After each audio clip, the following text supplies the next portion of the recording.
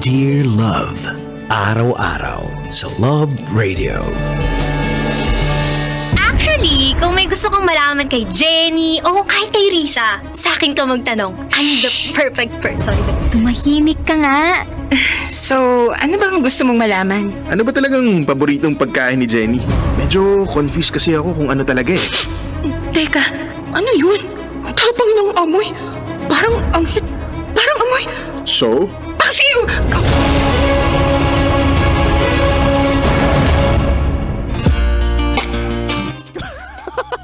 Umagang-umaga, nangangamoy paksiw. Anyway mga kabisyo, kapiling kakwentuhan, kadramahan nyo na po your uragong broski like super legit and all Konyo Bicolano para sa paborito ninyong dramahan mula Lunes hanggang Biyernes. Kabisyo, ito po ang Dear Love. You heard it right mga kabisyo and you smell it right. Grabe, usong-uso ang amoy paksiw ngayon because of the heat. My goodness gracious, the init is so super legit and all. Like talagang nakakaasim ng mga kilikili, singit-singit at mga lukon-lukunan natin and all. Nangangamoy paksiw talaga tayo ngayong araw. Kaya very very important mga kabisyo na tayo ay naliligo. Hello, galing kay Konyo Bicolano. Uy, alam nyo ba kabisyo, kagabi nga, hindi talaga ako usually naliligo araw-araw. Baboy, hindi talaga ako naliligo kapag gabi. Ayan, pero sa sobrang init talaga kahapon, up until gabi, nako, GG pare, talaga nagpaligo talaga ako, nagkarigos talaga ako ng super lipot or super lamig na tubig. And imagine that, broski, ganun nakainit yung nangyayari ngayon dito sa Pilipinas. I don't know sa inyo dyan, ha? Sa kung saang parte man kayo ng Pilipinas na nakatutok sa atin via loveradio.com.ph o sa ating Love Radio app. Super init ba sa inyo? Naliligo na rin ba kayo? O nagsisipag na rin ba kayo nga maligo tulad ni Konyo Bicolano dahil ayaw nating machismis na amoy paksiw tayo.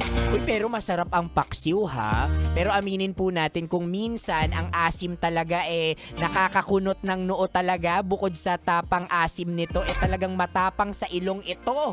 At ayaw natin ito sa tao. Masarap lang siya sa pagkain actually. Pero yung kaasiman, nako, dapat hindi po natin yan inilalagay sa ating katawan and most especially sa ating pag-uugali. Kung maasim yung katabi mo, sige nga, amuin mo yung katabi mo. Kung maasim yung katabi mo, malay mo, 'di ba? Naghihintay lang siyang maging ulam mo at kainin mo. Kasi naman, paksiw yung narinig ko dito sa Dear Love natin. Hindi ko alam kung kwento ba ito ng mga judgmental na tao dyan na tipong konting amoy lang. Kasi may mga ganun Oo, may mga ganung tao. Halata nyo, Chinita. Sobrang sensitive niyong ilong niyan.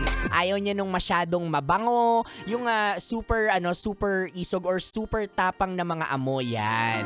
Diba? Or meron lang talagang maarte. Or meron lang naman talagang ayaw dun sa mabaho. Ako ayoko talaga sa mabaho. Kayo ba? Gusto nyo ba sa mabaho? Kakaibang trip yan sa buhay, ha? Anyway, mga kabisyo, pag-uusapan natin hindi lang ang drama maya-maya, kundi baka tungkol na rin sa amoy. At kung may amoy ba yung jojowain mo sana o yung taong gusto mo, nako, itutuloy mo pa ba yan? Parang ako nagdalawang isip, ha? May mga asim kasi na hindi talaga nadadala sa mga cologne o pabango. Minsan kailangan mo nang magpalit ng balat para mawala yung asim mo. Ay nako, ayoko maging judgmental mga kabisyo, pero samahan nyo po akong buuhin ang Dear Love na yan maya-mayang 10:20. Itatawid natin yan online at magpapaakyat din tayo ng isang guest sa ating TikTok live after our drama, so abangan nyo po yan. Kasama nyo pa rin po ako, your uragong broski like super legit and all Konyo Bicolano para sa Dear Love.